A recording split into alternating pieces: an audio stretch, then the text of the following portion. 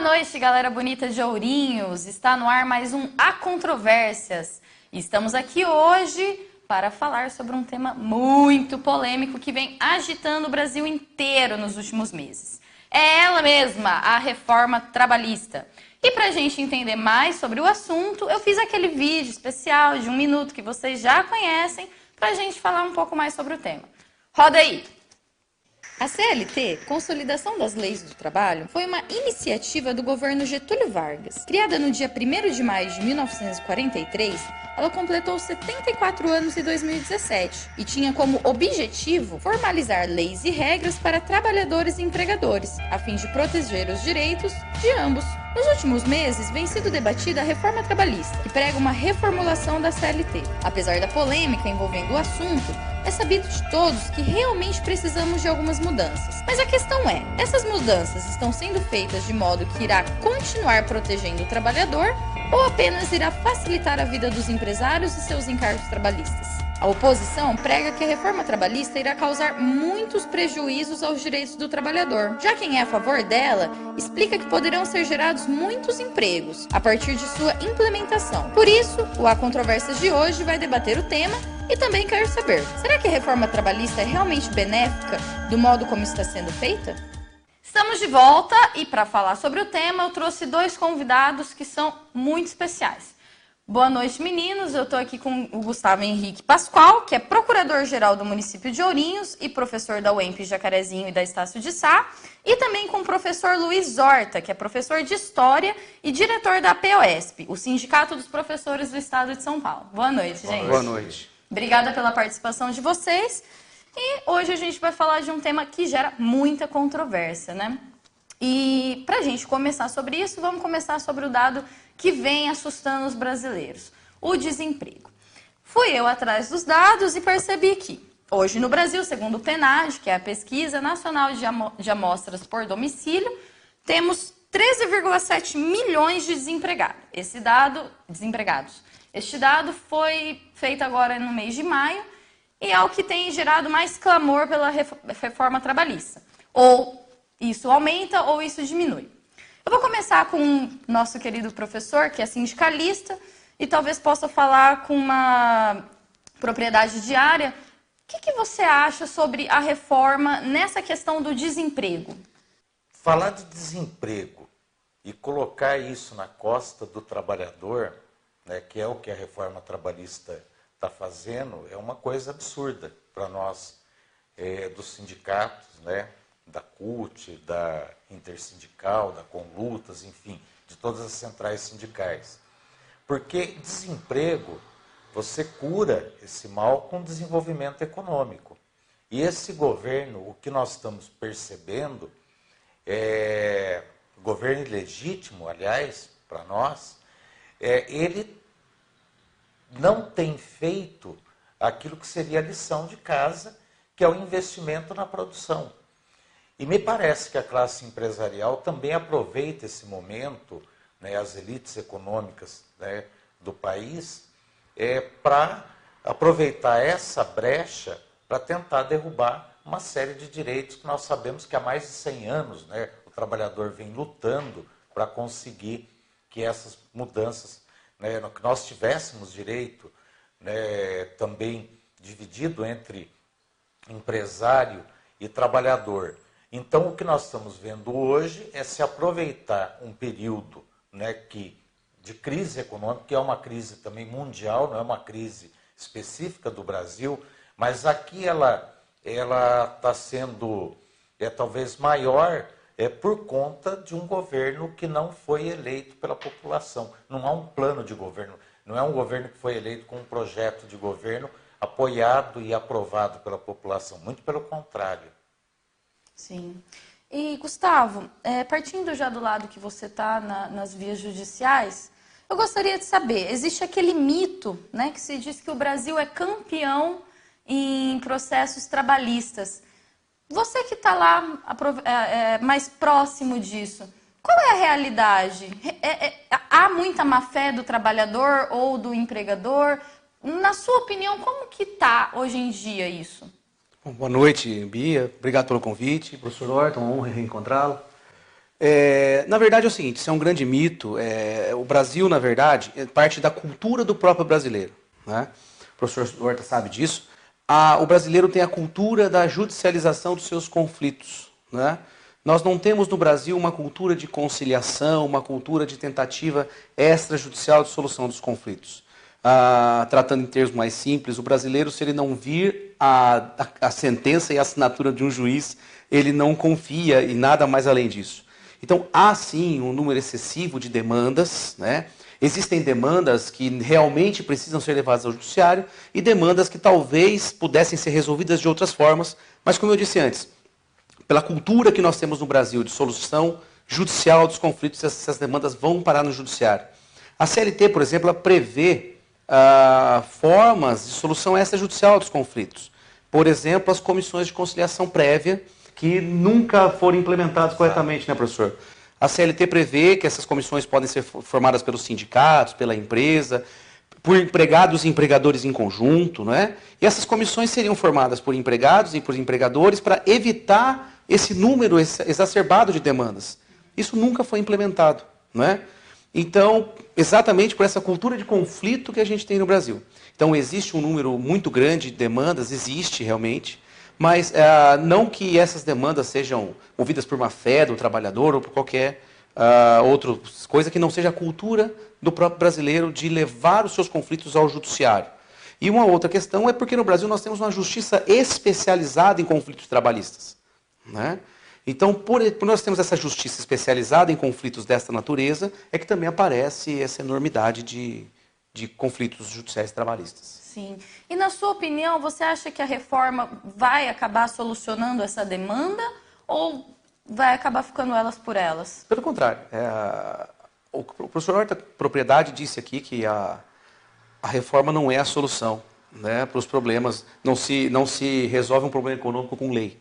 Isso nunca deu certo e não vai dar de novo, né? Os conflitos vão aumentar, os conflitos vão continuar, na verdade, na mesma proporção que eles sempre estiveram, né? E principalmente por um adendo à reforma, né? Uma reforma que saiu um pouquinho antes, já está aprovada, inclusive, que é a reforma da terceirização, não é?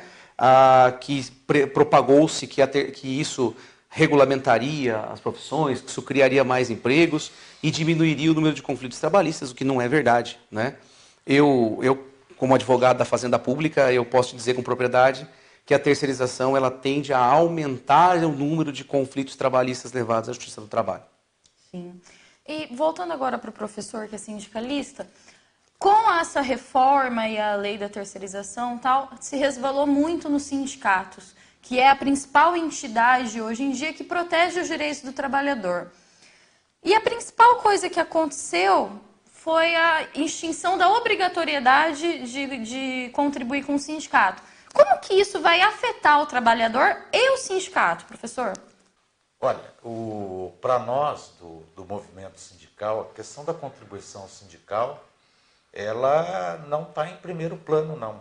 Querem vender para a sociedade que o sindicato está preocupado com a questão da contribuição sindical. Uma boa parte dos sindicatos hoje sobrevive não com a contribuição obrigatória, com o imposto sindical, mas com a filiação do sindicato, que é o caso do nosso, da POSP, por exemplo, é que nós, desde a fundação do sindicato, nós abrimos mão do imposto sindical, nós nunca recebemos o imposto sindical, e nós temos 190 mil sócios no estado de São Paulo, quer dizer, o maior sindicato da América Latina. Quer dizer, o sindicato, a preocupação do sindicato é a garantia de direitos. É óbvio, né, que uma mudança dessa, por exemplo, a extinção, como ocorreu agora, com a aprovação e a sanção dessa lei do imposto sindical, muitos sindicatos de categorias menores vão sofrer, mas vão se adequar a essa nova situação e vão sobreviver. E eu acho que se a classe empresarial, né, essas elites econômicas, elas acreditam que isso vai forçar a extinção, né, ou a redução do poder do sindicato nas negociações, vai ser muito pelo contrário. O sindicato agora ele vai sair à luta, ele vai atrás do trabalhador. Olha, B, nós acreditamos que essa reforma ela favorece única e exclusivamente o empregador. Assim, o trabalhador ele foi excluído totalmente desse processo. Tá? E nós, como membros, né, do sindicato, das centrais sindicais, enfim, todos, né, nós vamos estar na luta aí a partir de agora, muito mais forte, ao contrário do que muitos pensam. A nossa preocupação, reafirmando, não é com o imposto sindical, não. É com a redução de direitos que nós tivemos com essa reforma. Entendi. Bom, gente, o primeiro bloco está ficando por aqui e já já a gente volta para continuar debatendo sobre esse assunto. Não sai daí, curte nosso intervalinho, é 1 minuto.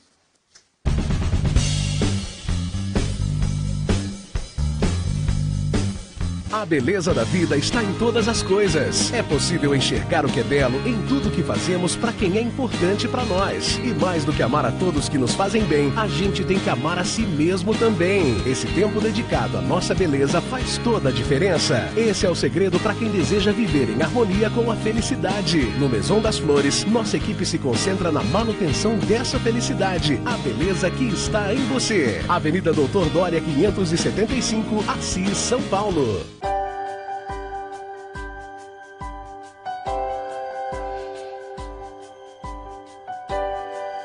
Aquele agasalho esquecido no fundo do armário pode ser o recomeço de alguém.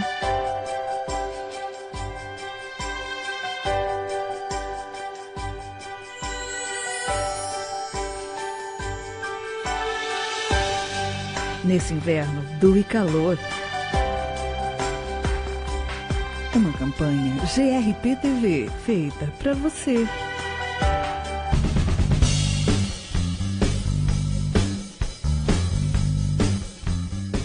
Estamos de volta com o Há Controvérsias. Hoje eu estou recebendo o Procurador-Geral do município, o Gustavo Pascoal, e o professor Luiz Horta, que é diretor da APOESP de Ourinhos. Gente, eu vou chamar agora para uma enquete que a gente fez com o pessoal na rua. A gente foi perguntar qual que era a opinião deles sobre a reforma trabalhista. Dá uma conferida e vê o que você acha. Você é a favor ou contra a reforma trabalhista? Eu sou a favor, porque a reforma trabalhista, hoje, ela dá o poder do empregado e do patrão realmente falar a verdade perante a justiça do trabalho. Sou contra porque eu acho uma tremenda patifaria com o povo brasileiro, cara. O trabalhador principalmente, né? Então é questão de governo golpista, uma situação que vai deixar mais de 20 anos para corrigir ou mais. Nós somos a favor da reforma trabalhista. Existem alguns pontos de divergência, mas a proposta em si é muito interessante. Realmente é uma lei que ela ficou arcaica com o tempo, é necessário se fazer ajustes, mas é preciso também ponderar alguns pontos que ficaram negativos. Ela passa a ser interessante a partir do momento que ela se iguala aos grandes países e traz benefícios de facilidade de se ajustar à realidade do Brasil hoje. Sou contra, porque eu acho que é uma reforma que está sendo feita muito às pressas, numa urgência do governo de querer aumentar o seu Ibope, né? O mais importante é que ela tira muitos direitos dos trabalhadores realmente, né? Direitos que demoram muitos anos para serem adquiridos, serem conquistados. E para ver uma reforma, eu acho que precisa ter mais debate, mais discussão, né? Eles fazem isso muito às escuras. Na verdade, eu acredito que a gente está pouco esclarecido sobre essa reforma, né? Eu sei que, assim, da maneira que ela foi feita, toque de caixa, pelas pessoas que foram feitas, pelo pouco tempo do debate, acaba sendo uma reforma meio duvidosa, né? Em algumas situações é complicada, mas em outras o trabalhador prefere. Por outro lado, ficam faltando algumas coisas aí que realmente causam prejuízo ao empregador. Enquanto os países estão melhorando a importância da gravidez, da gestação saudável, a gente está meio que na contramão disso tudo, né? Bom, como a gente pôde notar, parece que a população está meio dividida ainda, né? Foram 2 pessoas a favor, 2 pessoas contra e um que ficou no meio termo. Eu acho que uma coisa que resume bem essa indecisão é porque as pessoas não sabem muito bem o que é a reforma trabalhista. Eu vou citar alguns pontos aqui, aí depois eu vou perguntar para vocês a opinião de vocês. Vamos lá. Algumas mudanças que vamos ter. Agora podemos ter acordos coletivos sem a presença do sindicato, correto, professor? Temos também o parcelamento das férias anuais, coisas que a gente já viu acontecendo, mas que não há uma regulamentação sobre isso. A mudança de jornada de trabalho, que pode ser de 48 horas, hoje em dia é 44, isso não é obrigatório, se eu não me engano, correto? O intervalo de almoço passa a ser o mínimo de 30 minutos, correto? A regulamentação do pessoal que trabalha em casa, que é o home office. Como a gente citou no bloco anterior, o fim da contribuição sindical obrigatória. A regulamentação da terceirização, que foi uma lei aprovada antes da reforma. E também uma outra que tem gerado muita polêmica, que é a questão das mulheres grávidas ou lactantes num ambiente insalubre de trabalho. Mas eu vou falar sobre isso mais específico depois. Eu gostaria de saber do Gustavo Pascoal, nosso procurador aqui do município, quais são os aspectos positivos que essa reforma vai trazer? Bom, é até difícil a gente comentar a respeito de aspectos positivos, né? Nós conversávamos um pouquinho sobre isso. Mas ela tem alguns aspectos interessantes, principalmente na parte processual, né? Algumas dúvidas antigas que nós tínhamos acabaram sendo resolvidas pela reforma. Por exemplo, a questão da prescrição da intercorrente no processo do trabalho, que era algo que se tinha uma dúvida tremenda, né? Que é a prescrição que acontece na fase de execução do julgado. Como assim? Nós temos processos trabalhistas que estão há 10, 20, 30 anos na Justiça do Trabalho sem solução, não é? O Supremo Tribunal Federal dizia que a Justiça do Trabalho poderia reconhecer a prescrição desses processos. E o Tribunal Superior do Trabalho dizia que não. Então a reforma veio agora e diz que sim, que pode ser reconhecido, obviamente não nos casos em que não se localizam bens do devedor, né? Nesses casos o processo vai continuar correndo, senão há prejuízo para o trabalhador, para o exequente. Isso é uma questão positiva, né? Resolveu-se essa dúvida que vinha de longa data, né? Nessa briga do STF com o TST, isso está resolvido. Uma outra coisa bastante interessante, ao meu ver, obviamente, que foi a regulamentação do artigo 11 da Constituição Federal, que é a regulamentação da chamada comissão de fábrica, né? A Constituição Federal prevê a comissão de fábrica desde 1988, isso nunca havia sido regulamentado, que é a possibilidade dos trabalhadores formarem comissões dentro da empresa e promoverem negociações diretamente com o seu empregador. É até uma questão, porque estão mais próximos, né? Como é que isso vai funcionar, nós ainda não sabemos. Mas nos Estados Unidos isso existe há muitos e muitos anos. Isso foi regulamentado agora no Brasil. Um outro ponto positivo que eu enxergo, professor, é a questão da regulamentação do trabalho em casa, né? Que o projeto chamou de teletrabalho, usando a denominação da doutrina portuguesa, né? Em Portugal se usa essa expressão teletrabalho e foi utilizada aqui. Que esses trabalhadores que exercem suas funções em casa, o conhecido home office, né? Ficavam muito no limbo, né? Não se tinha muita coisa a respeito deles, a não ser a regra do artigo 6º da CLT. E agora não, agora com a regulamentação, esses trabalhadores sabem exatamente como deve funcionar o seu trabalho. Então, tem algumas coisas interessantes. Os prazos agora, os prazos processuais passam a ser contados em dias úteis, como já veio da reforma do Código de Processo Civil 2015, isso também vai se aplicar ao processo do trabalho agora. Alguns pontos a reforma algumas dúvidas a reforma acabou resolvendo, existem alguns pontos positivos. Mas veja que não são pontos específicos em relação a direitos do trabalhador, que aí fica um pouco difícil de fazer a defesa. Até quanto a isso, eu gostaria de saber do professor Horta. Na sua opinião, professor, qual que são os piores prejuízos que serão causados por essa reforma trabalhista? Olha, para nós, assim, o pior ponto para nós é difícil até estar falando, porque são muitos pontos negativos. Né?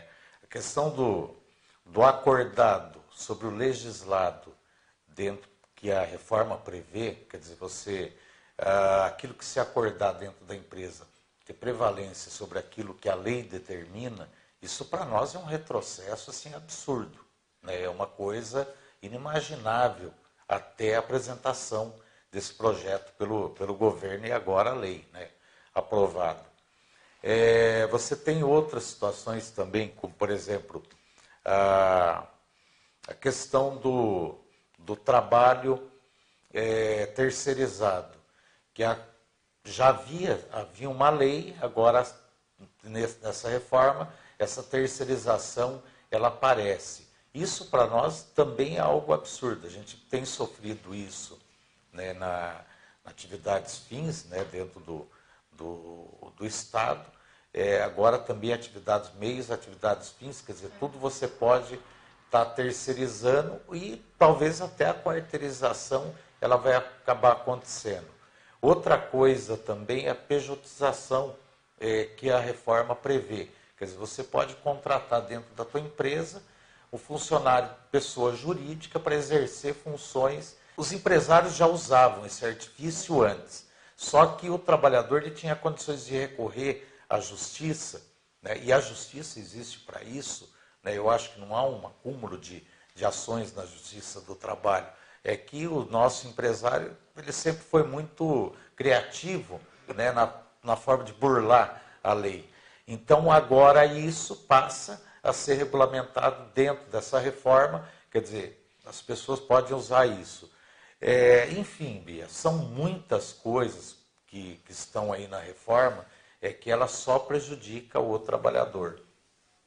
Não existe assim como a gente dizer qual que é a mais prejudicial, então, né? Não, porque todos os pontos da reforma, elas foram pensadas em retirada de direito. É óbvio, por exemplo, alguns pontos, como por exemplo, o trabalho que era executado em casa, isso faltava regulamentação. Nós não somos contra as reformas. Aliás, a CLT de 1943, nos seus mais de 900, acho que, se eu não me engano, 922 artigos,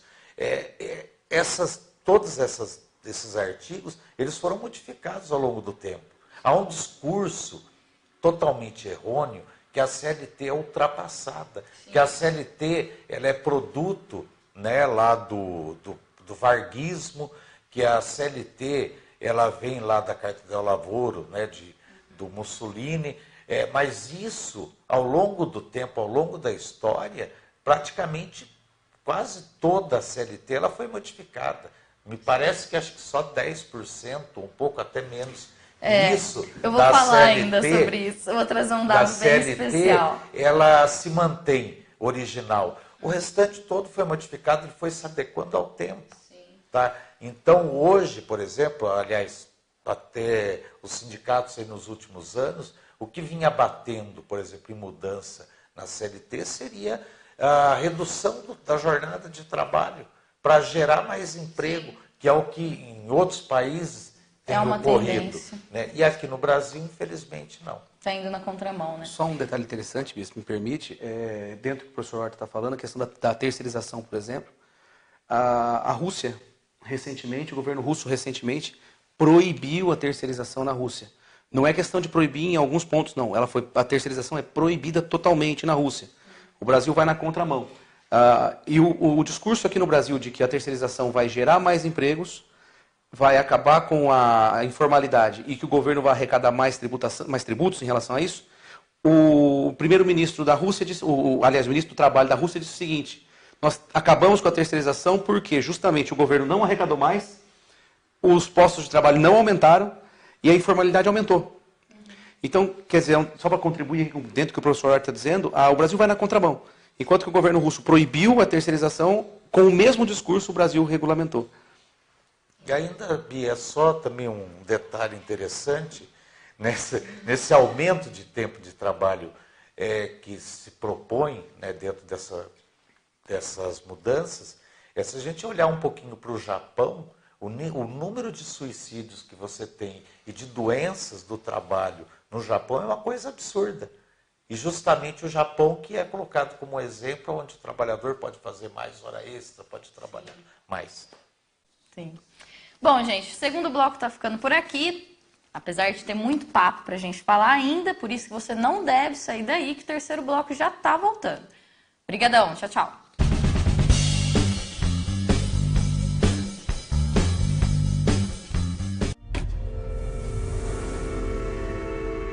É com Conte-Cola na mão que seu time vai à luta. Em tela, quadra, campo, vença. É com Conte-Cola na mão que se dança. Seu DJ favorito lança um novo som que você encontra uma nova paixão. É com Conte-Cola na mão que o encontro com a família ganha mais emoção. O melhor da vida acontece com Conte-Cola na mão. Conte-Cola, a qualquer momento.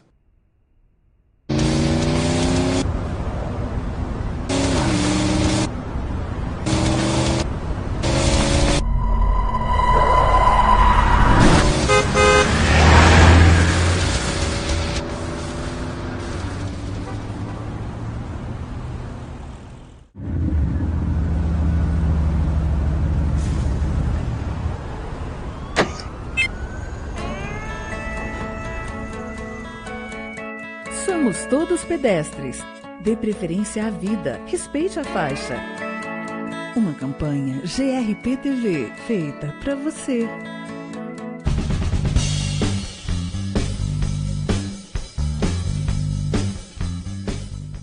Estamos de volta com Há Controvérsias. Hoje eu estou recebendo o Gustavo Henrique Pascoal, procurador-geral do município, e o professor Luiz Horta, diretor da POSP, o Sindicato dos Professores do Estado de São Paulo.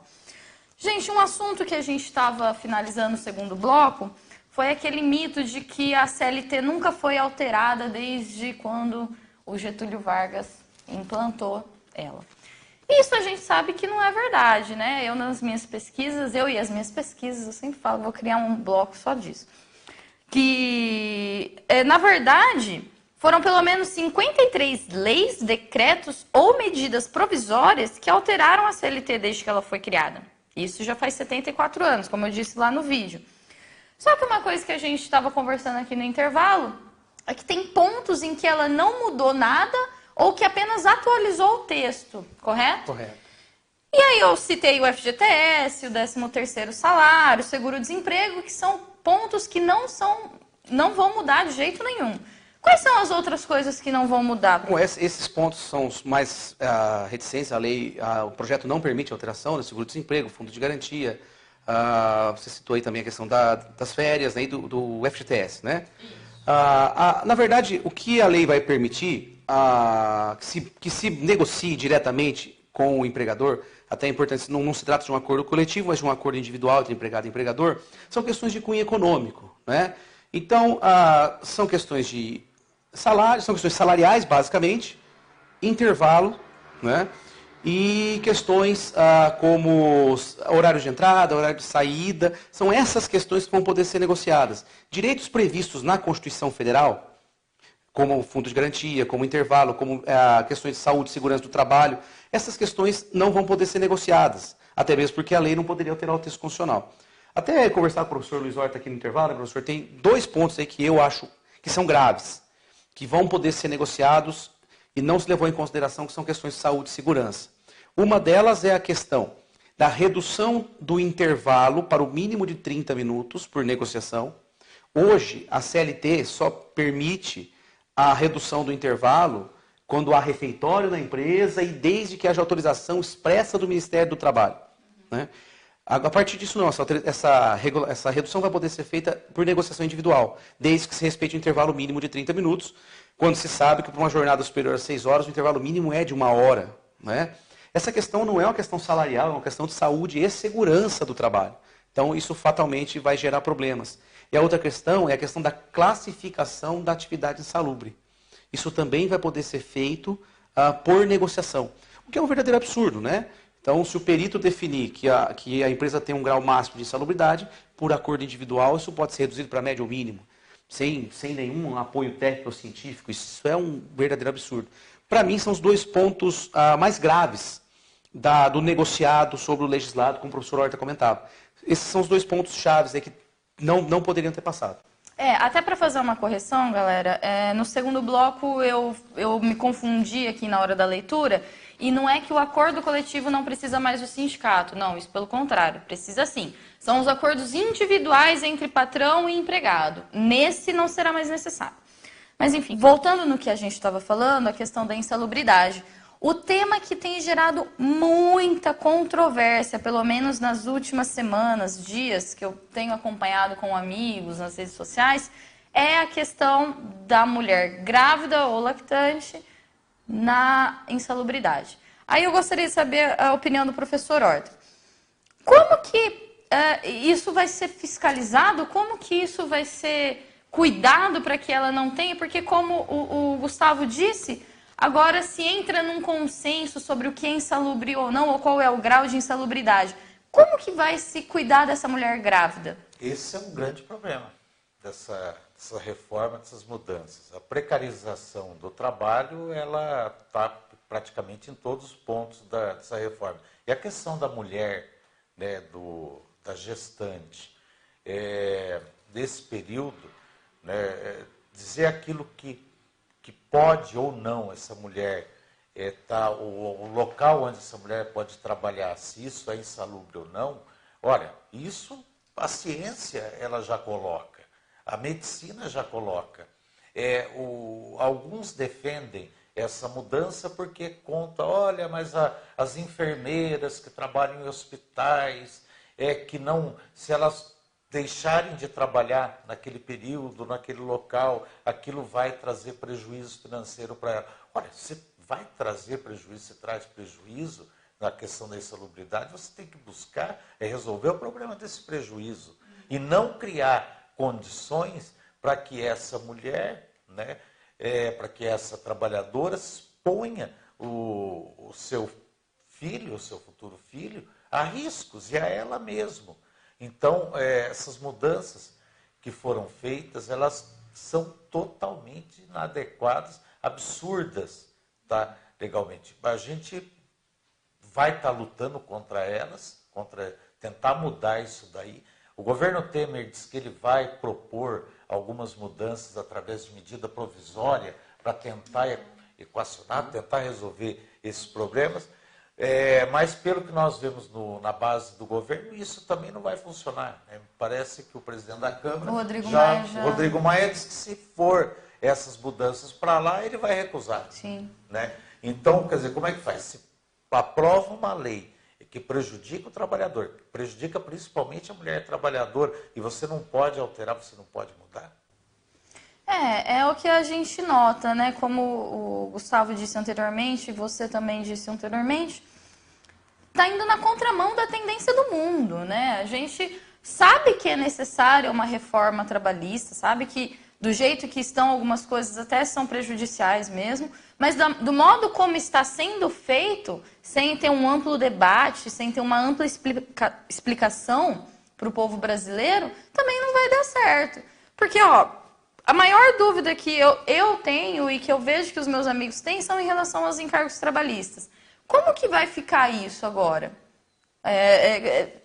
Eu estava até falando assim, não vai ser mexido, mas eu queria saber, como que vai continuar a questão de INSS, FGTS?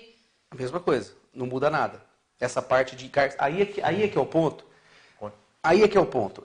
Aí que é interessante, que o professor Horta pode complementar o que eu vou dizer aqui. No Brasil, o empresário brasileiro, isso é geral, o empresário brasileiro ele não vê o seu empregado como investimento. Ele vê o seu empregado como despesa. Esse é o grande problema. Diferentemente que a gente vê em outras culturas, né, professor? O empregado aqui, ele é tido como despesa. O empregador não põe na cabeça dele que se ele tiver um empregado saudável, feliz e ganhando bem, ele vai ter lucro, ele vai ganhar bem, ele vai ter mais resultado. Isso é uma questão tão óbvia, né, professor? Que se o empregado estiver contente na empresa, ele estiver com a sua saúde assegurada, com seus direitos assegurados, ele vai trabalhar melhor, ele vai trabalhar bem, ele vai trabalhar com carinho para aquela empresa. Mas o empresário brasileiro não tem essa visão, ele enxerga o empregado como despesa, o empregado para ele é uma grande despesa. Então, na verdade, o grande vilão do empresariado brasileiro não é o trabalhador, esse é o ponto. O empregado, se você fizer a conta, mais de um terço, cerca de um terço ou mais até do que o empregador paga para o empregado, fica para o Estado. É vertido em contribuições tributárias. Então, o empregador brasileiro ele prefere pagar tributos do que pagar o empregado. Então, precisava se eleger um vilão dessa história toda. Então, como é difícil você jogar esse cargo de vilão para o poder público, você elege um vilão, que é o direito do trabalho. É mais ou menos isso que a reforma fez. E não é só isso, isso já vem sendo debatido há muitos anos, né? A reforma só implementou. Esse é o ponto principal. Enquanto o empregador brasileiro não enxergar que ter um empregado é um investimento e não uma despesa, sim, nós vamos ter essa eterna luta entre capital e trabalho que não tem fim, é uma luta que não tem fim. Sim, e também é uma questão de que acha-se, né, muito, de que a reforma trabalhista vai economizar os custos do patrão com o empregado. Não vai. Não tem, não há economia, e ela é uma reforma burra, inclusive. Desculpa o burra, mas na realidade, o que acontece? Você retira direitos, você precariza o trabalhador, você adoece esse trabalhador, você reduz o ganho desse trabalhador, que agora pela reforma também, o salário mínimo ele deixa de ser ou o salário da categoria deixa de ser o mínimo que o trabalhador pode receber. Pode estar recebendo menos que isso. Quer dizer, se você abre mão do mercado de consumo interno do país, esse país vai se desenvolver como? As empresas vão se desenvolver como? Entendeu? Então, é uma coisa absurda. Em nenhum lugar do mundo, pelo menos que a gente tem observado, essa opção ela foi feita. A não ser em regimes fechados, né? Talvez queiram tornar o Brasil a China, né? Falam muito da China, os norte-americanos, né? Usam muito a China para produzir seus produtos lá, vender, falam muito mal da China, mas usam a China porque o direito do trabalhador é precarizado. Eles querem o quê? Reduzir o trabalhador nosso, quer dizer, o brasileiro a mesma situação, quer dizer, a situação mínima, esse trabalhador sem saúde, sem salário, mercado interno não existe. Prejudica o grande empresário, prejudica o médio empresário e leva à falência o pequeno empresário. Sim. E que gera desemprego. Total. Bom, gente, o A Controvérsia está ficando por aqui. Hoje o papo foi muito produtivo. Eu gostaria de agradecer imensamente a presença de vocês dois. Eu acho que a gente conseguiu debater de uma forma muito abrangente o assunto. E se vocês quiserem dar algum recado, alguma coisa, fiquem à vontade. Só agradecer o convite, uma grande honra participar do programa, uma iniciativa muito bacana, parabéns, Bia, parabéns a toda a produção do programa, uma iniciativa muito legal, porque a população ainda tem muita dúvida a respeito da reforma, né? Existem muitos pontos ainda obscuros, né? Infelizmente a gente não conseguiu esclarecer tudo, né, professor? Mas fica aí alguns esclarecimentos, algumas dicas, e obrigado pelo convite mais uma vez. Eu também agradeço, Bia, Gustavo, né, pela presença, sempre um prazer estar com você conversando. E dizer que a PUESP está à disposição, eu estou à disposição de vocês, sempre que precisarem. Infelizmente o tempo realmente é muito curto, a gente teria muita coisa para falar da reforma, mas eu acho que é importante a população, ela está ouvindo, né, outras vozes contrárias àquilo que a grande mídia tem propalado, enfim, propaga-se coisas que nem sempre é a realidade. Eu acho que esse espaço é um espaço importantíssimo para os cidadãos orienses. Parabéns. Obrigada, gente. Bom, então é isso. O A Controvérsias de hoje está ficando por aqui e a gente agora vai se encontrar só na quarta-feira que vem. Muito obrigado para você que está aí em casa assistindo pelo GRP TV ou pelo Facebook. Continue assistindo a gente. Um beijo, até mais!